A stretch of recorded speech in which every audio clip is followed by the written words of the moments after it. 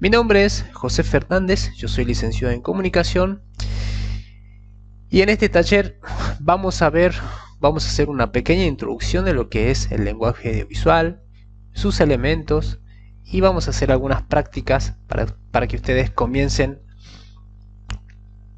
a tener una mirada más crítica, a conocer lo que es el lenguaje audiovisual. En este caso vamos a partir con un concepto muy interesante, ¿no? Cuando nosotros producimos lo que es el lenguaje audiovisual, estamos comunicando. Es por ello que cuando hablamos de lenguaje audiovisual estamos hablando de generar una comunicación audiovisual, que más bien es la interacción entre diferentes lenguajes. En este caso tenemos como elemento fundamental la imagen, la imagen estática, la imagen dinámica o imagen en movimiento, y también tenemos por supuesto como complemento y que va de forma interactiva lo que es el audio. Por lo tanto, la comunicación audiovisual es una forma de interacción, ¿no es cierto?, que implica el uso simultáneo tanto del audio como del video. Y por supuesto, el formato por así decirlo analógico o real que nosotros conocemos está en nuestras casas, como por ejemplo la televisión. En este caso tenemos también lo que es el streaming, la computadora, que nos ofrece la posibilidad de poder disfrutar de alguna película, de algún video. Bien, el uso de las redes sociales. Nosotros estamos en ese flujo ilimitado de información, bien, de información visual, porque tenemos videos, tenemos imágenes, tenemos sonido, música, efectos. Por lo tanto, se ha diversificado lo que es lo audiovisual. En un principio solamente nos centrábamos o enfocábamos en lo que es el cine y la televisión, pero a lo largo del tiempo, sobre todo en el siglo XXI, y con todos los avances tecnológicos, también encontramos otros medios tecnológicos que nos ofrecen esto que se denomina la comunicación audiovisual, bien, como la computadora, el internet, el streaming.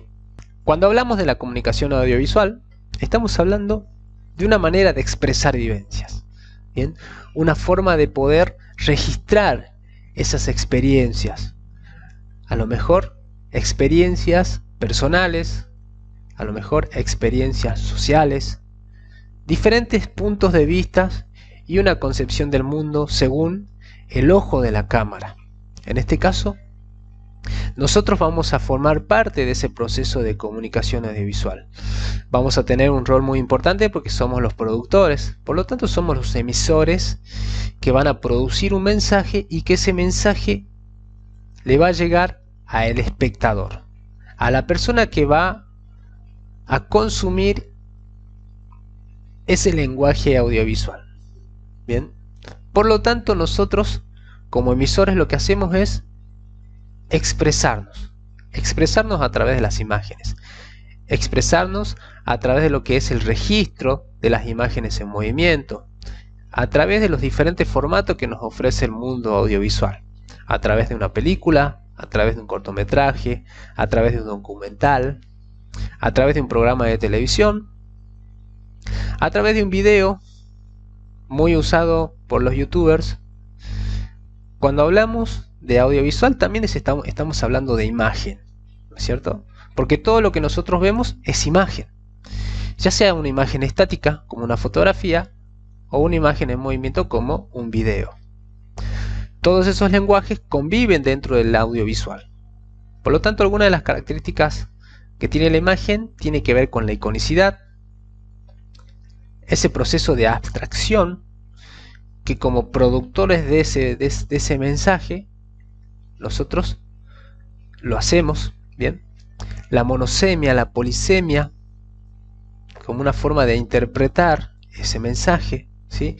La originalidad, que tiene mucho que ver con el aspecto subjetivo que tiene la persona, bien, y el aspecto objetivo o la mirada del mundo que tiene determinado productor, emisor, ¿sí? La redundancia, la denotación y la connotación. Lo que nosotros vemos con nuestros ojos y lo que nosotros interpretamos de eso que estamos mirando, de eso que estamos consumiendo. Ahora, las funciones de la imagen son muchísimas y mucho más si nosotros estamos hablando de un lenguaje audiovisual, donde no solamente estamos viendo imágenes estáticas, sino estamos viendo imágenes en movimiento, estamos bajo la presencia de sonidos, efectos de sonidos, estamos también interactuando con textos, ¿bien? Refuerzos textuales. Por lo tanto, las funciones de las imágenes son muchísimas. Tenemos la función simbólica, en donde a través de la imagen nosotros transmitimos ciertos valores, damos ciertos significados a la hora de utilizar, ya sea una determinada imagen, una imagen que tiene a lo mejor un sentimiento cultural compartido por todos, ¿bien? Va a ser, por ejemplo, si nosotros vemos una película en donde tiene mucho protagonismo la bandera argentina, seguramente va a transmitir determinado valor, la argentinidad, ¿bien? Otra de las funciones de la imagen tiene que ver con la función epistémica, que tiene que ver justamente con aportar información acerca del mundo en el que nosotros estamos sumergidos. En este caso, como productores, ¿qué cosas nosotros estamos mostrando del mundo real en el que nosotros convivimos? Entonces, tengamos en cuenta eso. ¿Por qué? Porque cuando nosotros diseñemos nuestras clases, nuestras videoclases, vamos a estar aportando valores a través de la función simbólica, vamos a estar aportando información acerca del mundo en el que nosotros nos desenvolvemos, ¿bien? Por lo tanto, vamos a tener que tener mucho cuidado cuando elijamos determinadas imágenes, ya sea imágenes en movimiento o imágenes estáticas. Y por supuesto lo estético, que es fundamental, porque a través de lo estético nosotros le estamos dando o estamos personalizando nuestra producción. Bien, una vez que nosotros tenemos como un panorama de lo que es el lenguaje audiovisual y vamos conociendo de a poco lo que son los elementos, hay que tener en cuenta también un elemento formal muy importante en el lenguaje audiovisual, sobre todo porque ustedes van a ser los actores que van a diseñar ya sea su primera videoclase o quizás van a mejorar sus producciones.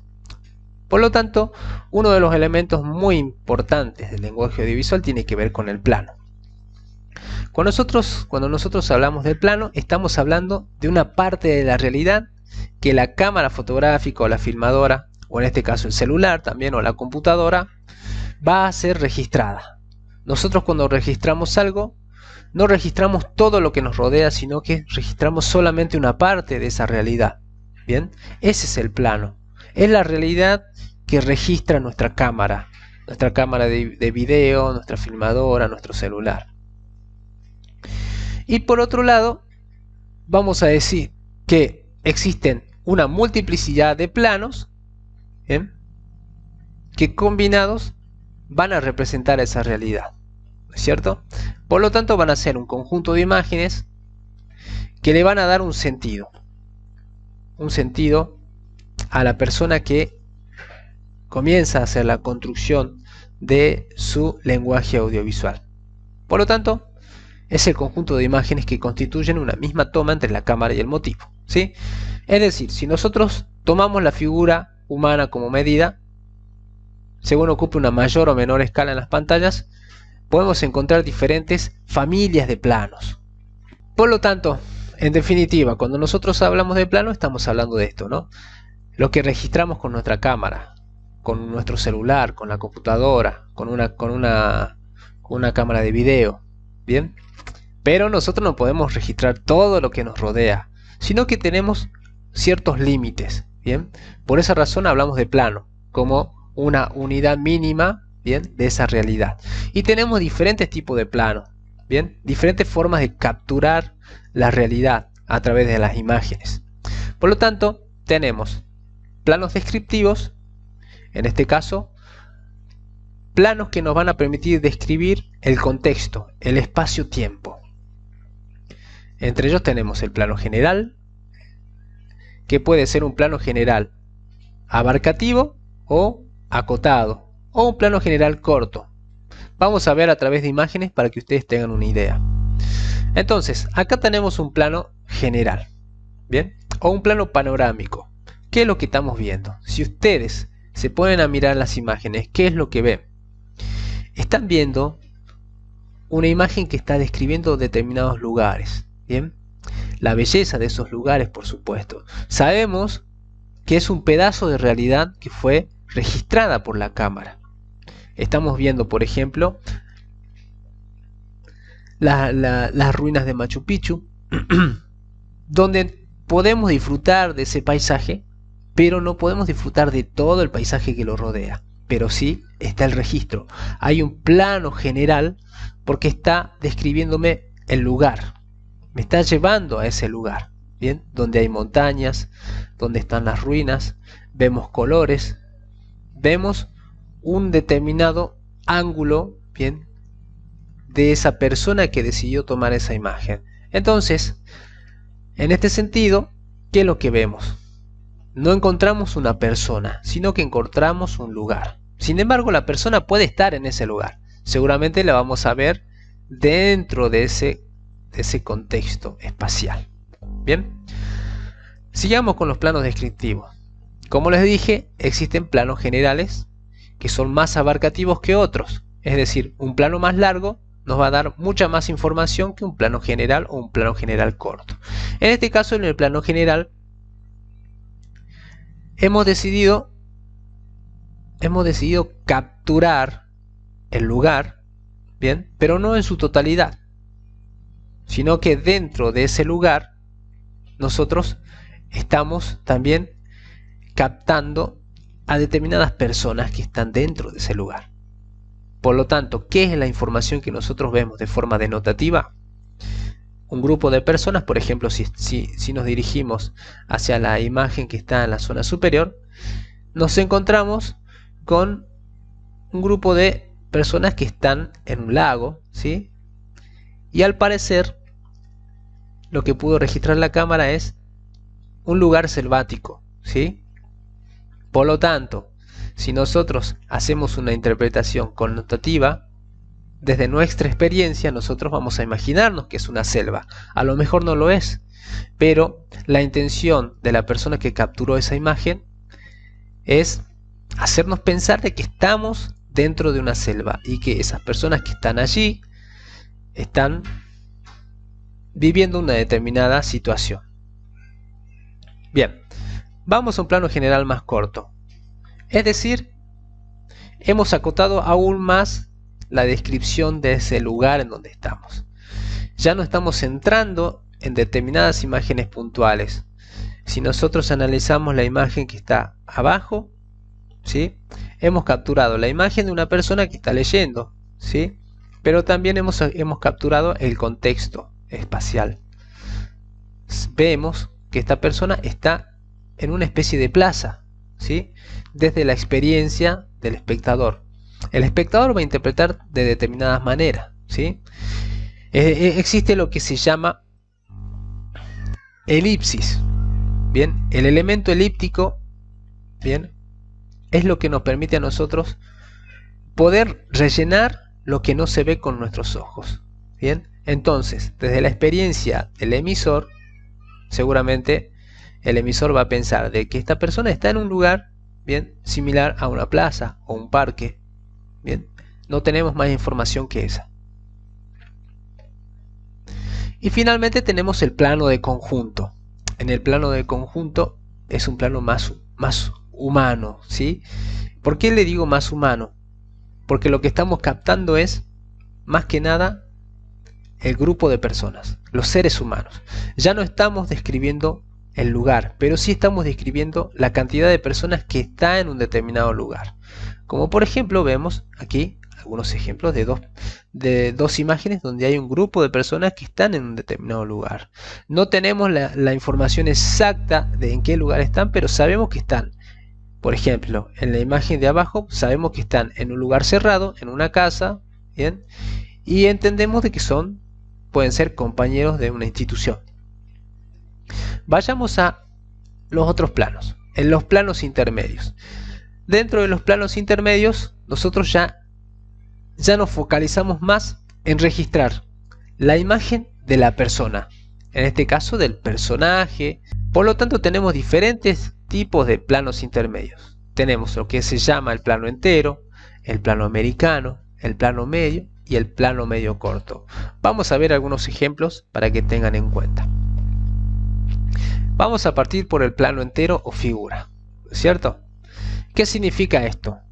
Ese plano entero o figura, si nosotros tenemos una cámara de video, el plano entero es lo que sería tomar la figura completa de la persona. Tenemos otro plano que es el plano americano.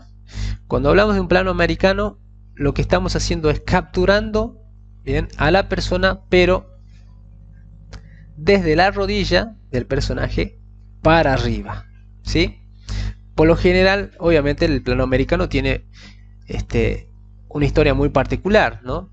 De la época de las películas de cowboys, ¿sí?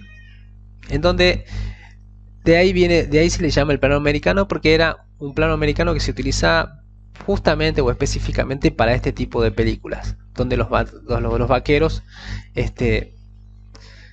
hacían los famosos duelos, ¿bien? Y la cámara enfocaba de la rodilla hasta los pies, ¿sí? Bien, otro de los planos es el plano medio. Por lo general los planos medios se utilizan muchísimo cuando se hacen entrevistas, o en las películas sobre todo se utilizan para poder generar algún tipo de o mostrar valores expresivos y dramáticos, ¿bien? En la expresión del personaje, en el cuerpo, cómo se expresa, y por lo tanto funciona muchísimo cuando estos personajes van a compartir una determinada interacción, ¿bien? Ya sea un diálogo, ya sea que se sientan a comer en un determinado lugar, ¿sí?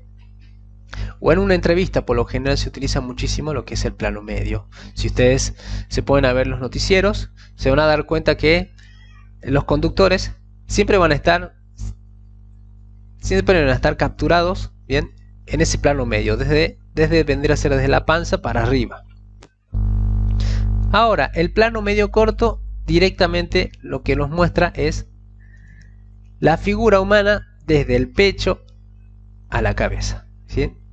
En este caso, si nosotros nos vamos a lo que es las películas, bien, nos vamos a dar cuenta que cuando se utiliza este tipo de planos, por lo general es para poder mostrar determinada información.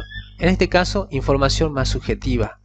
Conocer los rasgos del personaje, si está contento, si está triste, si está cansado, si está preocupado.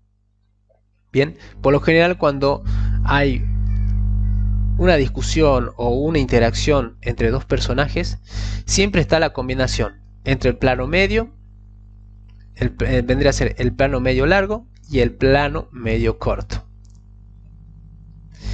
Vamos ahora con los planos cortos, que vendría a ser ya lo más pequeño, bien, del plano, la unidad mínima, ¿sí? Que nos va a dar también información importante, información adicional, ¿sí? Entre ellos tenemos el primerísimo primer plano, el primer plano y el plano detalle. Partamos con el primerísimo primer plano. Cuando hacemos un registro del primerísimo primer plano, nosotros vamos a mostrar una parte del todo. Bien, como puede ser mostrar el ojo de una persona, una mano, bien, podemos mostrar un objeto específico de una mesa, ponerle, por ejemplo, una lapicera, queremos mostrar las uñas, queremos mostrar el cuaderno, ¿sí?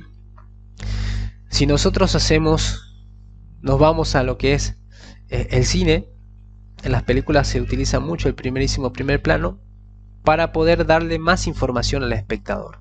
Información extradiegética, es decir, información que solamente lo vas a ver el espectador que está mirando la historia, ¿sí? Los personajes no van a saber de ese primerísimo primer plano, pero el espectador sí, porque el director lo que quiere, o el emisor que está produciendo esa película, quiere darle más información para que ese emisor se entretenga aún más o tenga más información, ¿sí? Y pueda de alguna manera generar o tener una interpretación más crítica de lo que está mirando. Luego tenemos lo que es el primer plano, ¿sí? O Big Close Up.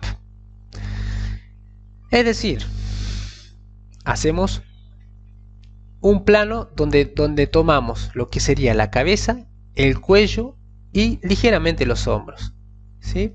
En este sentido, tiene un valor más expresivo, psicológico, dramático. Si nosotros enfocamos directamente a la cara, vamos a conocer los rasgos de esa persona, de ese personaje, ¿sí?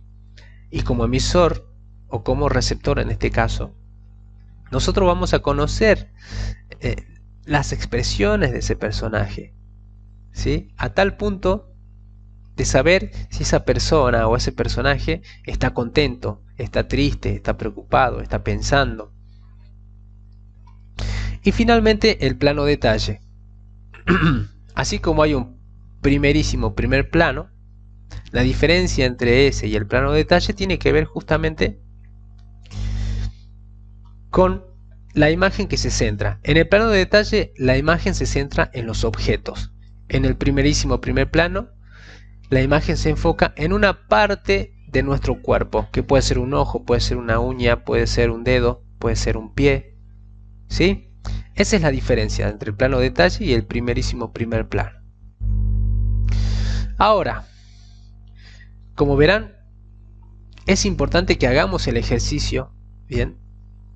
Y que a partir de ahora, que conocen todos los diferentes planos que se utilizan, podamos hacer una lectura más crítica cuando estemos mirando una película, cuando estemos viendo un noticiero. Todas las imágenes que se utilizan van a darse cuenta de que está compuesta por un conjunto de planos, ¿sí? Esa secuencia está compuesta por un conjunto de planos, diferentes planos que expresan determinada información. Planos generales que describen un lugar, un espacio-tiempo.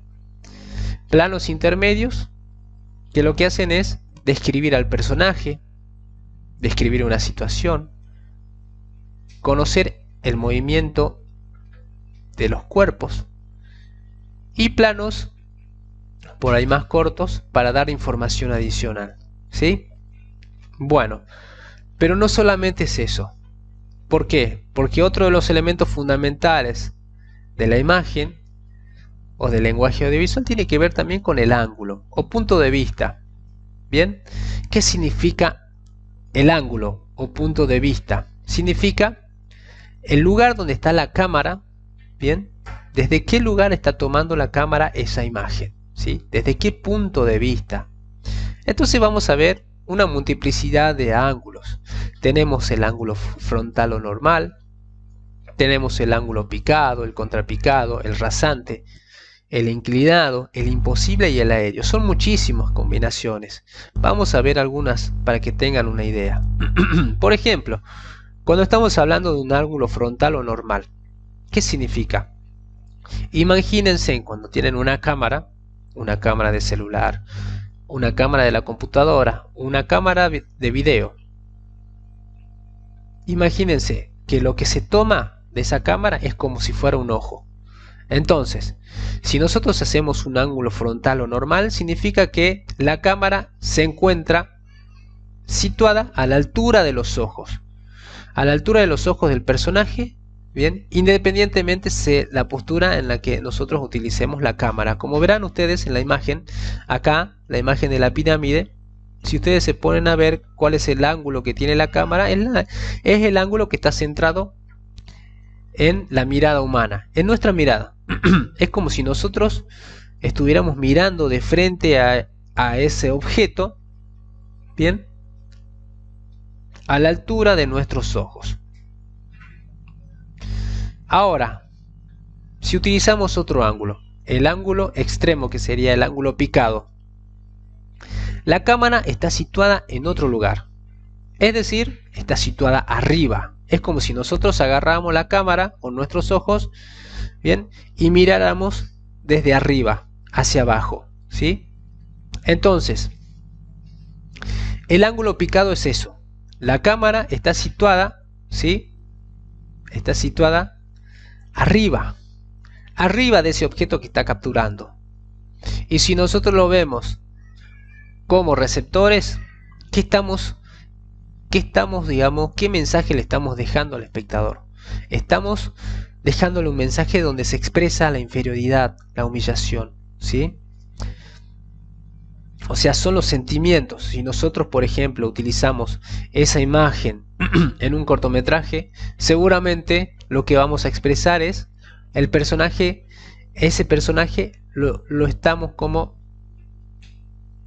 mostrando como en una situación de inferioridad, ¿sí? De pequeñez, de fragilidad. Recuerden, todas las tomas, es decir, todos los planos y todos los ángulos que se utilizan, ya sea en una película, en un cortometraje, en un documental e incluso en un noticiero, todo tiene un significado.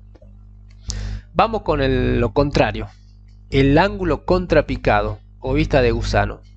En este caso la cámara está situada abajo, como si estuviera situada, bien, lo opuesto al picado.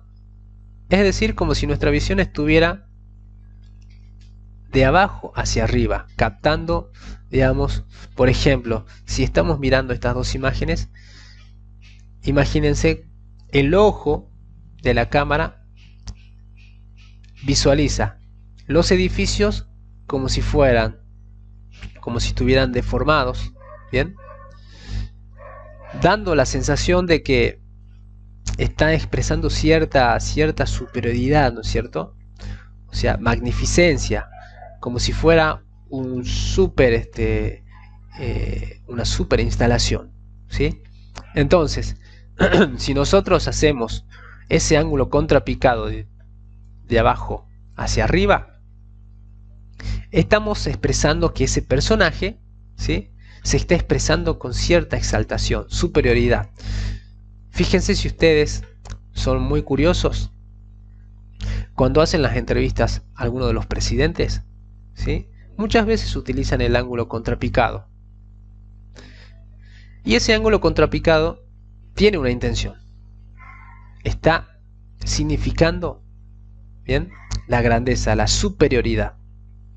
Bien, háganla, experimenten y fíjense cómo utilizan los ángulos, los medios de comunicación, o si quieren ir a las películas, también van a ver lo que significa cada ángulo y cada plano. Finalmente tenemos el ángulo rasante, que son ángulos más experimentales. En este caso la cámara se encuentra al ras del suelo. Y el ángulo inclinado, que nos da como cierta sensación de mareo, ¿no?, de imagen, digamos, surrealista. Y después tenemos lo que son los ángulos aéreos, que por lo general son tomas que se utilizan, bien, a través de cámaras aéreas. Es un ángulo de tipo aéreo que nos muestra todo. Bien, entonces hasta aquí hemos llegado con esto, que son algunos de los elementos fundamentales que tienen que tener en cuenta los elementos del lenguaje audiovisual, ¿sí? Recordemos que el elemento audiovisual está compuesto por imágenes en movimiento, imágenes estáticas, texto, sonidos, efectos de sonido, ¿sí? Y en el caso del sonido vamos a encontrar sonidos propios del lugar, ¿sí?, en donde está sumergido el personaje, como así también música extradiegética, que es una música estética, una música que le da como un sentido a la trama, ¿sí?, en el caso de una película. Vamos a ver un ejemplo, vamos a hacer un análisis de una escena de la película Joker, ¿sí?, pero quiero que ustedes vean con ojos del lenguaje audiovisual, que ustedes comiencen a aplicar la teoría de planos, la teoría de los ángulos, y vamos a ir trabajando con este tema para que ustedes comiencen a hacer producciones incorporando este lenguaje. Vamos a empezar entonces. Atentos. Si nosotros detenemos la cámara, vamos a ver que estamos usando un plano, digamos un plano medio, tirando a un primer plano. Recordemos que el primer plano es un plano corto, ¿sí? Un plano que va de los hombros a la cabeza y de alguna manera está expresando algo, ¿no es cierto? Estamos mostrando o presentando a nuestro personaje y estamos utilizando un ángulo frontal. Sigamos.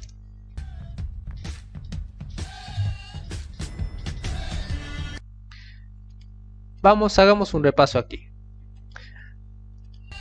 En este caso le dimos, es decir, el director de la película nos da una información adicional, es decir, utiliza un plano detalle, que es el plano de los objetos, para mostrarnos de que el personaje se tomó el ascensor, ¿sí? Sigamos.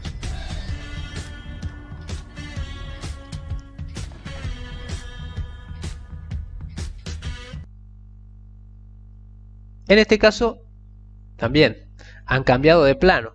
Automáticamente pasamos de un primer plano a un plano medio. Recordemos que el plano medio va de la panza para arriba, ¿sí? Y la angulación es una angulación frontal, es decir, a la altura de nuestros ojos. Sigamos.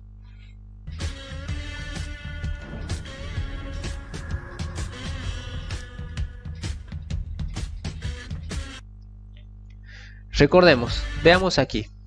La angulación ha cambiado. Hemos utilizado lo que es el plano general, ¿sí? Pero hemos cambiado de ángulo. Es decir, estamos usando un ángulo contrapicado. Y recordemos qué significaba el contrapicado. El contrapicado significaba subjetivamente superioridad, ¿sí? Entonces, en este caso estamos hablando de un villano, el Joker o el Guasón. Entonces, el director intencionalmente utiliza este ángulo para expresar la superioridad del villano frente a toda la ciudad. Bien, es importante que ustedes aprendan a hacer ese análisis.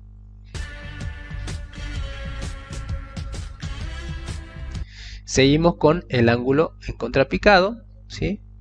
Donde estamos mirando al personaje como si la cámara estuviera abajo, por debajo del personaje, ¿sí? Estamos usando, por supuesto, un plano medio.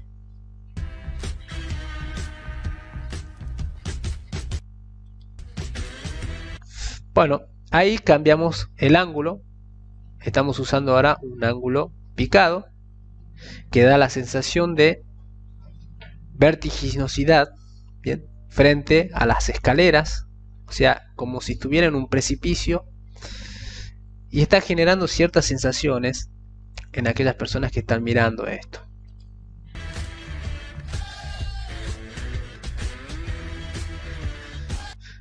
Bueno, a esto me refería entonces cuando, a partir del momento en que ustedes comienzan a conocer los planos y los ángulos, ya nada es igual. ¿Por qué? Porque estamos recibiendo más información de la que nosotros imaginábamos.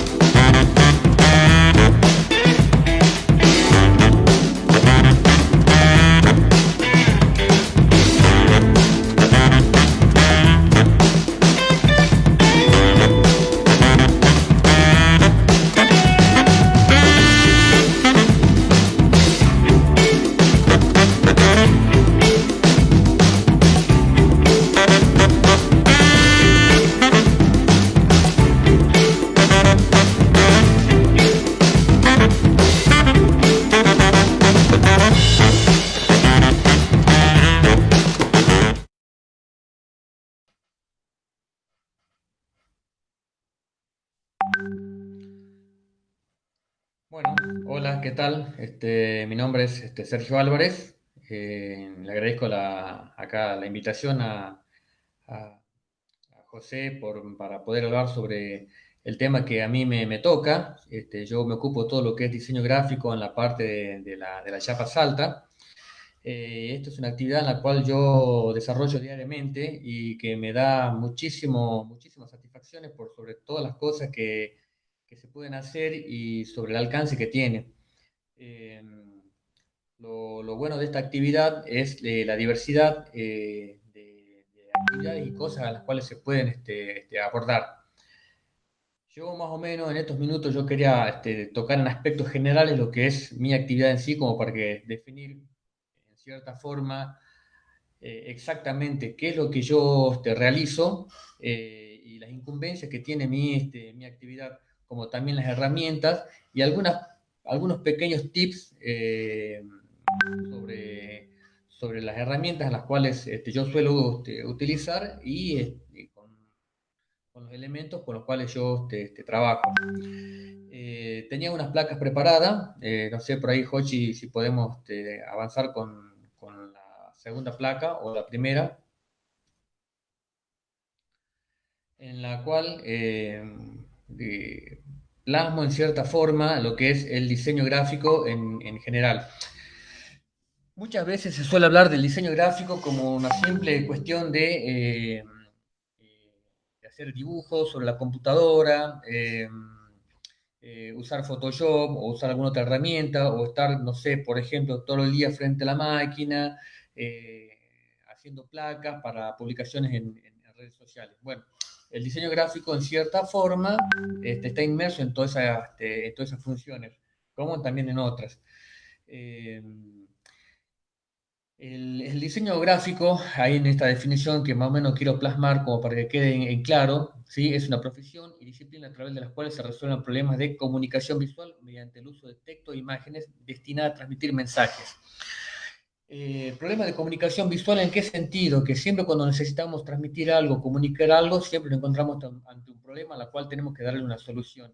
Y esa solución, más allá de lo textual, también está lo visual, que es lo que queremos transmitir, tanto con imágenes como también con tipografías o con colores. Y tras eso, todos los mensajes que nosotros queremos llevar o acompañar, no solamente con el mensaje escrito y con lo cual tiene un objetivo determinado que es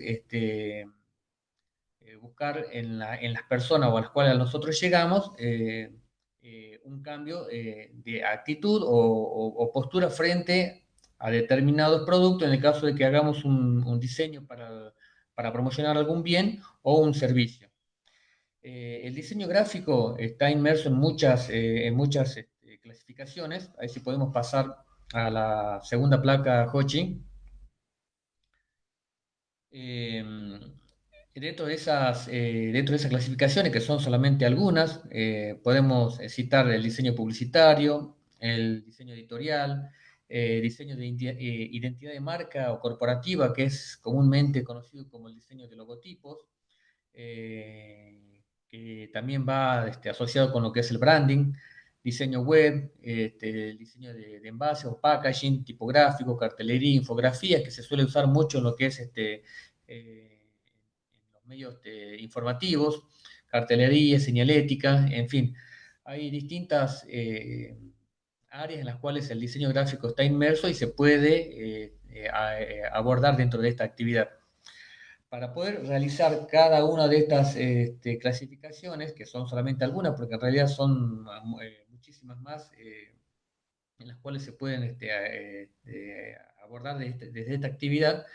Si vamos a la próxima placa, Hochi, tenemos herramientas, y son solamente eso, herramientas que nos van a permitir desarrollar todas estas actividades de una manera más fluida. Eh, Hay programas en los cuales uno se puede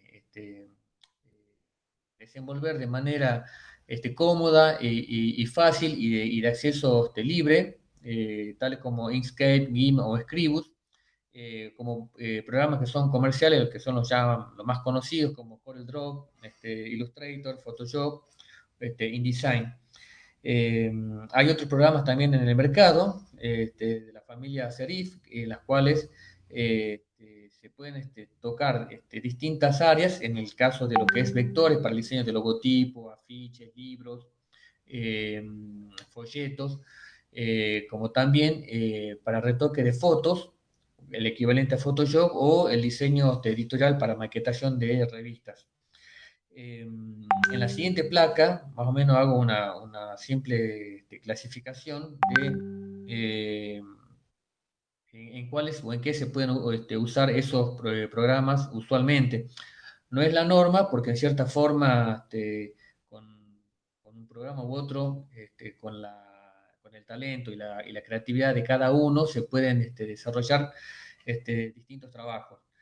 Por ejemplo, enlisté ahí superficialmente para el diseño de ilustraciones, infografías, logotipos, folletos, programas como CorelDRAW, Adobe Illustrator e Inkscape.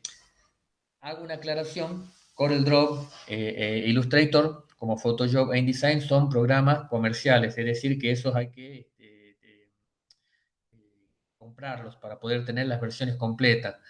Pero están los programas open source o programas libres, software libre, como Inkscape, GIMP e Scribus, que también cumplen las mismas funciones, con las cuales se pueden hacer cosas bastante interesantes. Para el, para el retoque de imágenes, bueno, ahí coloqué Photoshop y GIMP, que son programas similares. Todos los programas tienen las mismas herramientas, tal vez varían en una u otra su ubicación o por ahí los comandos en los cuales se puedan utilizar para poder realizar algún trabajo, pero básicamente hacen lo mismo, se llegan a los mismos resultados y resultados totalmente profesionales. Y en lo último, que puse a Adobe InDesign e Scribus, que es para el diseño de libros y revistas. Para las personas que realizan publicaciones o diarios de manera gráfica, pueden utilizar estos últimos programas. Vuelvo a repetir, InDesign es un programa comercial y Scribus es un programa de software libre. Dentro de estos programas se utilizan ciertos elementos que determinan el tipo, la nitidez de imágenes con las cuales se van a trabajar. Se suelen manejar con vectores o mapa de bit. En la siguiente placa puse una definición y una imagen como para demarcar esas diferencias. Vectores o mapa de bits. En la definición que coloqué en imágenes vectoriales, que son coordenadas matemáticas que van a definir la posición, color, atributos, y esos vectores geométricos, como puntos, líneas, polígonos, segmentos, hacen que una imagen tenga una definición superlativa. Para poder trabajar con imágenes vectoriales, están los programas enlistados anteriormente. No sé si podemos, Jochi, volver a la placa anterior para mostrar o recordar o refrescar ese detalle, porque se separa en tres categorías que se pueden hacer con Corel, Illustrator e Inkscape. Separé en 3 puntos porque son los 3 puntos más demarcados y los que se suelen usar con mayor asiduidad. Por supuesto, hay muchos otros programas también para otras cuestiones, como por ejemplo Adobe Dreamweaver, que es para lo que es diseño web,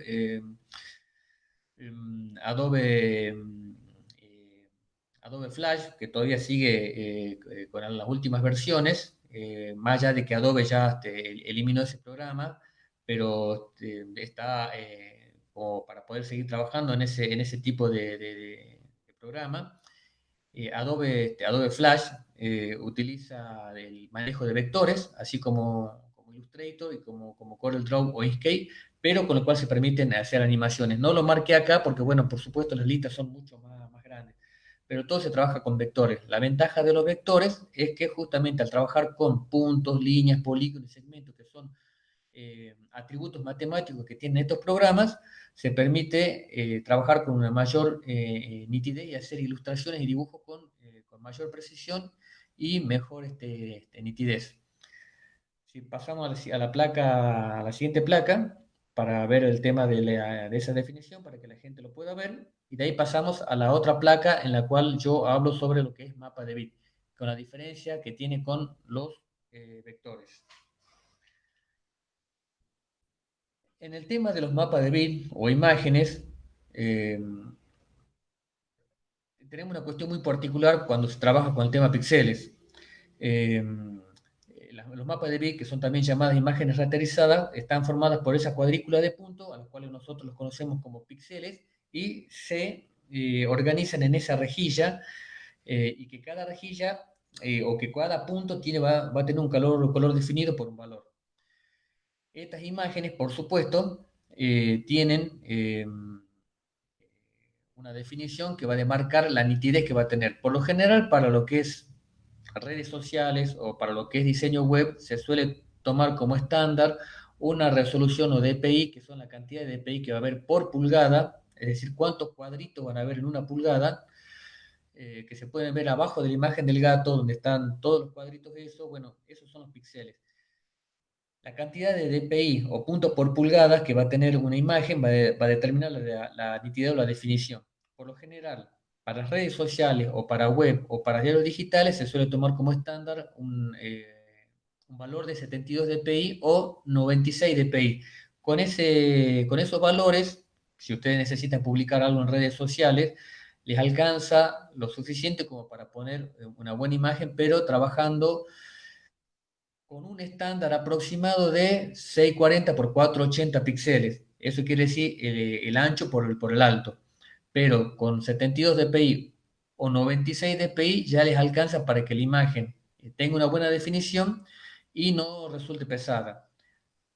Hago un paréntesis técnico. Para cuestiones gráficas se suele utilizar una cantidad de 300 dpi para tener una mayor definición. Pero bueno, en este caso, tratándose de cuestiones digitales, con 72 o 96 dpi alcanza totalmente. En la siguiente placa, en la cual hablo sobre el uso de tipografías, si pasamos a la siguiente placa, Jochi, tenemos montones de tipografías en las cuales nosotros podemos usar. Todas están clasificadas por distintos tipos. Uno los puede buscar por internet, en las cuales también, ahí yo voy a hacer un paréntesis después cuando hable con respecto al tema del uso de las imágenes.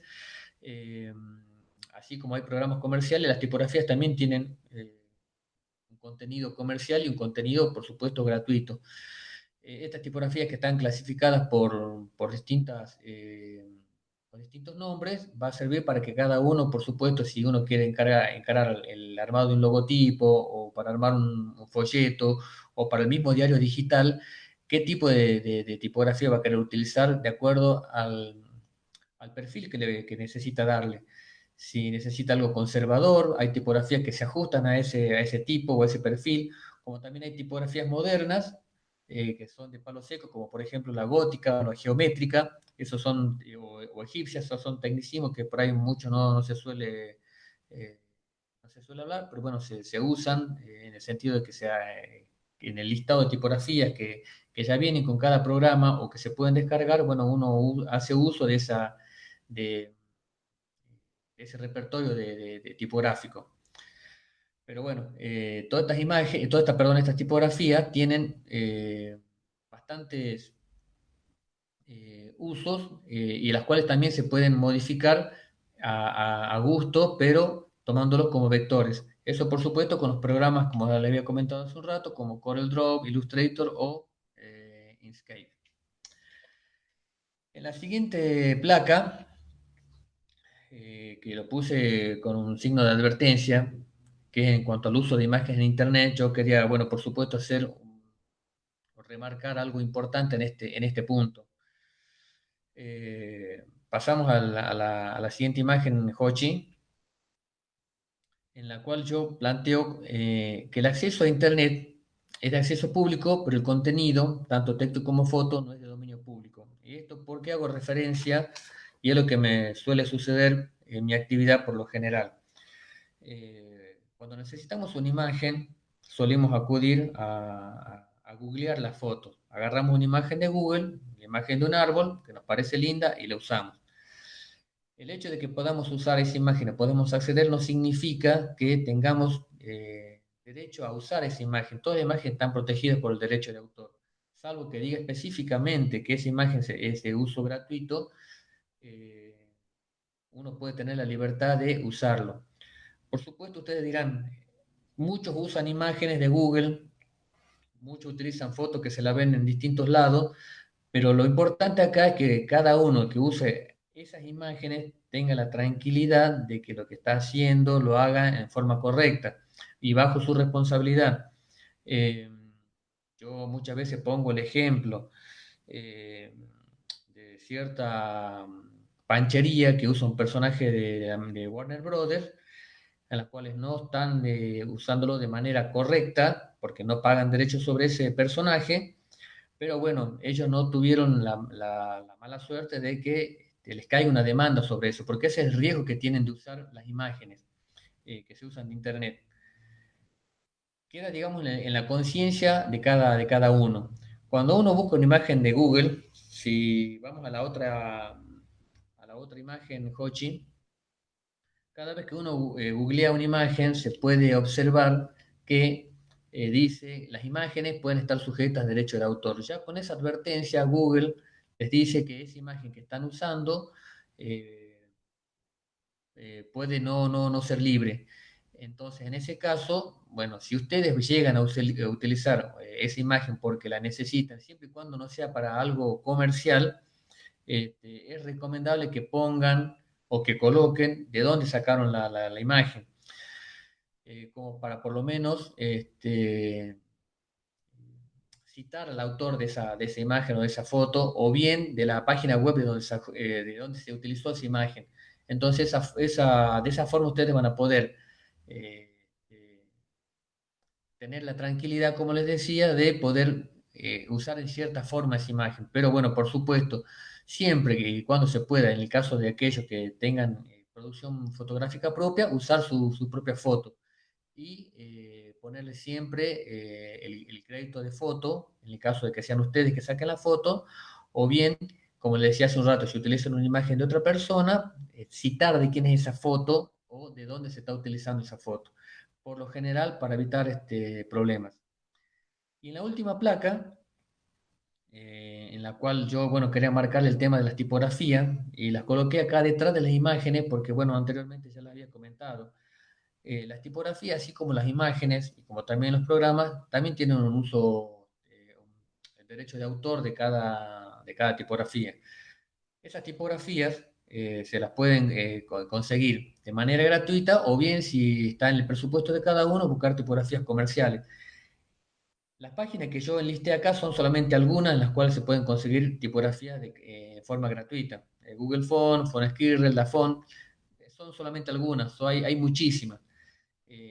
Hay otras tipografías en las cuales no están en estas páginas y se las pueden encontrar en otras, como en What the Font, pero que son tipografías comerciales y que se paga por cada tipo de tipografía. Es decir, si uno utiliza una tipografía regular, tiene un costo de 30 a 40 dólares, una tipografía itálica también tiene el mismo valor, una tipografía negrita también tiene el mismo valor, estamos hablando de la misma familia. Pero eso también da la tranquilidad, en cierta forma, de que siempre cuando esté en el presupuesto de cada uno, de poder comprar esa tipografía, de que están permitidos por el autor para usarlo en cualquier cuestión editorial o comercial que se requiera. De todos modos, en estas páginas, como les comentaba, que son gratuitas, sobre todo en Google Font, que tiene un buen catálogo y amplio de tipografías, se pueden encontrar familias completas con las cuales les puede servir para cada uno en sus publicaciones. Estoy viendo acá una pregunta que dicen si hay algún banco de imágenes gratuitas. Sí, hay bancos de imágenes gratuitas. Eh, si uno las googlea como stock de fotos gratis o free fotos, se pueden encontrar. ¿Cuál es el problema con ese banco de imágenes gratuitas? Que no tienen una gran cantidad, eh, una gran variedad de fotos, según las necesidades que se quieran atender. Hay otras páginas, yo por ejemplo utilizo el de una página que dice 123rf.com. Esa página son fotos que tienen un amplio stock de fotos. No sé, Jochi, si tenemos la posibilidad de poner 123rf.com como para que vea la gente. ¿Cuál es la ventaja de este sitio con respecto a otros bancos de imágenes? Que el costo por imágenes es económico. Se utilizan créditos para comprar, no, a ver, se compra con tarjeta de crédito, pero dentro de la página se compran créditos con los cuales uno puede descargar imágenes. No sé si por ahí se entenderá la diferencia. Son imágenes que son económicas y hay una amplia variedad de imágenes con las cuales uno se puede valer para hacer un trabajo. Yo, particularmente para mis trabajos, para clientes que me piden cierto trabajo y siempre que está dentro de ese presupuesto, se pueden comprar esas imágenes. Les puedo asegurar que son imágenes económicas porque hay otros sitios como shutterstock.com donde también hay una gran variedad de imágenes, pero bueno, lamentablemente los costos, sobre todo porque están todos dolarizados, son bastante altos. Pero bueno, todo acá lo que bueno, yo les comenté más o menos en aspectos generales es lo que yo suelo hacer diariamente. Por supuesto, dentro del diseño gráfico hay muchas otras cosas más sobre las cuales se deben atender, sobre todo lo que es paleta de colores, el sentido de las imágenes en cuanto a lo que uno quiere denotar o connotar con las imágenes, que por supuesto eso es un tema bastante amplio como para abordar. Y bueno, los minutos la verdad que no me alcanzarían. Pero en cierta forma, bueno, todos estos aspectos generales son a los cuales yo utilizo como para trabajar diariamente, teniendo no solamente las herramientas con las cuales trabajo, que yo le había enlistado anteriormente, atender a las tipografías con las cuales uno va a usar de acuerdo al proyecto, y en el tema de las imágenes, con mucho cuidado también con el tema de las imágenes que se vayan a utilizar para evitar problemas legales y poder tener un trabajo terminado, profesional y con buena calidad. Así es que bueno, en la yapa salta, por supuesto, nos valemos por lo general de muchas imágenes también, porque lo visual atrae bastante, es importante usar imágenes, pero también tener la precaución justamente de que tener la autorización de usar esas imágenes. Para otras imágenes que son generales, bueno, uno se vale de las que ya están, pero por supuesto citando la fuente o de donde se extrae, porque bueno, eso es importante para poder trabajar de manera tranquila. Bueno, no sé, Jochi, si tenés alguna pregunta o algo o alguna persona que quiera hacer alguna pregunta al respecto.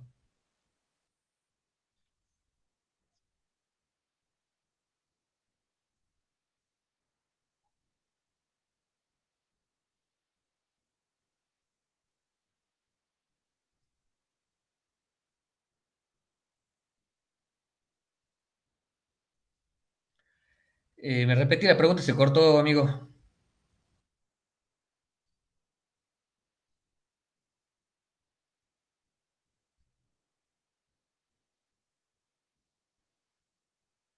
Bueno, bueno, depende del tipo de nota que se quiere ilustrar. Y depende del perfil que se le quiera dar a esa nota, como comentaba. Uno puede tratar de buscar una imagen en la cual se genere un impacto fuerte eh, y para ello uno se tiene que valer de una imagen que pueda transmitir lo que la nota está diciendo. Si es una persona, en términos generales, tanto los gestos como la posición en la que está esa persona. No tengo ahora en la cabeza algún ejemplo como para citarte, pero que acompañe en mayor medida lo que se quiere transmitir con esa nota. Si yo tengo una nota de alto impacto, bueno, tengo que ver también qué impacto quiero buscar con esa imagen. Eh, Porque yo creo que eso también lo hemos charlado en algún momento, Jochi, el tema de en algunas situaciones en las cuales hay imágenes que son impactantes, pero bueno, por supuesto, por ahí el morbo de la gente también a veces invita a ver qué imagen se va a colocar. Por supuesto, quedar en cada uno qué tipo de imagen se utiliza. Y eso, por supuesto, va a acompañar a la nota y bueno. en la selección que se haga de eso. Acá hacen otra pregunta. ¿Para subir fotos de personas hay que pedir el permiso de ellos? Sí, en realidad sí. Sí, en realidad hay que pedir el permiso. Si se puede hacer de manera escrita, también, siempre y cuando sea posible, se debe hacer. En el caso de fotos que sean generales, por ejemplo, fotos de una marcha, fotos de, no sé, de gente que está en un plano general, como vos estabas hablando anteriormente, Jochi, bueno, ahí está, digamos, en ese caso, el permitido, como se dice. En el caso de los menores, no. Siempre que puedan evitar poner fotos de menores, traten, o sea, de no hacerlo. Hay eh, hay restricciones legales con respecto al tema del uso de menores. Si en el caso de que se utilicen fotos de menores porque necesitan ilustrar algo, eh, si tienen la imagen de ese menor y tienen el permiso de los padres, en buena hora. Ahora, si necesitan ilustrarlo con algún niño, busquen de comprar la imagen. En ese sitio que yo les comenté o en otro sitio, siempre y cuando, por supuesto, les dé el presupuesto. Yo el que les comentaba, el que tiene los precios más accesibles, más allá de que están en dólares. Pero fotos de menores siempre hay que tratar de evitar, o bien si se utiliza la foto de un menor, borrar la parte de la cara, o sea, desenfocar la parte de la cara. Pero sí, es preferente, o es preferible, perdón, tener el permiso de las personas. Si es escrito, mejor. Porque bueno, por ahí le pueden decir de palabras, sí, sí, dale, usa la foto y después cuando la publican les pueden pedir bueno, un resarcimiento económico. Acá una pregunta que dice, ¿cuáles son las consecuencias de usar imágenes sin derecho de autor? No, bueno, si no tiene derecho de autor, se las puede usar libremente. Se las puede usar libremente si no tiene el derecho de autor. Por lo general, la mayoría de las fotos tienen derecho de autor y las consecuencias son económicas. Eh, les cito un ejemplo que me pasó hace un tiempo. Eh, había utilizado para la tapa de una revista la foto de un fotógrafo. Esto fue hace más o menos hace unos 6 años atrás, 6 7 años atrás, del Cuchi Leguizamón. Una foto muy conocida. La gente de esta revista no había tenido el permiso del fotógrafo para usar esa imagen. Estamos hablando acá a nivel Salta, ¿sí? O sea, no es nada ni de Buenos Aires ni de otro país, fue acá en Salta. Eh, Esta publicación se imprimió, se hicieron varias revistas y la revista llegó a manos del fotógrafo. Este fotógrafo fue al dueño de la revista a pedirle en ese entonces, estamos hablando hace 6 años atrás, si no me falla la memoria, 35.000 pesos, que si tenemos en cuenta hoy, 2020, cuánto sería por inflación, sería bastante plata. En aquel momento, 35.000 pesos era muchísima plata, para que se le reconozca por esa foto, por el derecho de esa foto. Bueno, tuvieron que pagarle, o sea, el resarcimiento es económico. Y en el peor de los casos que puede pasar, bueno, por supuesto, es sacar todas las revistas de mercado. Cito otro ejemplo que pasó, si no me equivoco, hace un año o 2 años atrás, que eso también hay que ver tanto en el nombre de lo que se va a utilizar como en las imágenes. El tema del Kun Agüero, tal vez algunos lo saben, una parrillada a un restaurante de Tucumán, usó el nombre del Kun con imagen del Kun Agüero y tuvieron la intimación para que bajaran todo lo que tenían hecho. Y eso, por supuesto, también es un costo económico, porque se hace cartelería, se hace cartas menú, se hace folletos, se hace propaganda, se hacen redes sociales, y todo eso es dinero invertido y todo eso se tira al tacho. Bueno, en este caso, por supuesto, se utilizó una figura pública, con lo cual ya había un cierto riesgo. Pero son esas las consecuencias, son consecuencias económicas.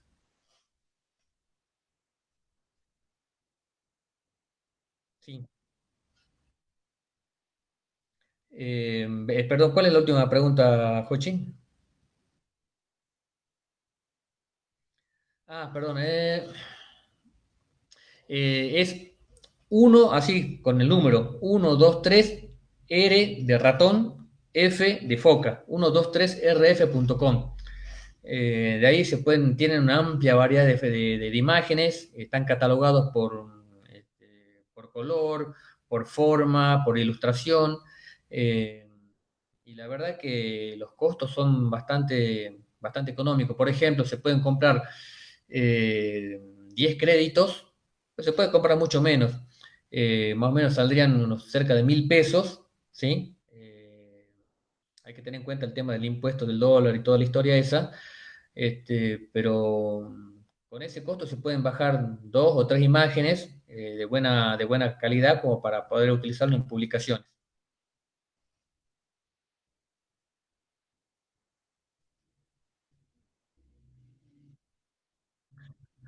Bueno, listo. Bueno, para todo lo que más o menos me pudieron escuchar, espero que les haya agradado el tema de lo que les planteé, muy superficialmente. La verdad que por ahí cada tema da como para poder ahondar en cada asunto, tanto en los programas que se suelen utilizar para cada cosa, como también en el tema de las imágenes. Por supuesto, más allá de las cuestiones legales, hay otras cuestiones mucho más lindas, que es en cómo usar esas imágenes para redes sociales, cómo trabajarlas. Y en el tema de las tipografías, que si bien es algo que por lo menos a mí me apasiona, también hay una amplia variedad de temas en los cuales se puede ahondar dentro de lo que es tipografía, sobre todo para el uso de logotipos o para el mismo medio digital en los cuales uno quiera darle tal vez una impronta tal vez moderna o conservadora o, o muy informal. Las tipografías tienen también una arquitectura que permite ese tipo de uso. Pero bueno, en aspectos generales, y esto lo que, como les comentaba anteriormente, lo que diariamente yo suelo hacer. Y bueno, por supuesto, es una actividad con la cual yo disfruto diariamente realizar. Y bueno, Jochi, una vez más, gracias por hacerme partícipe de esto y dar en aspectos generales información o puntos o tips que por ahí puedan servirles a algunos para poder realizar sus trabajos.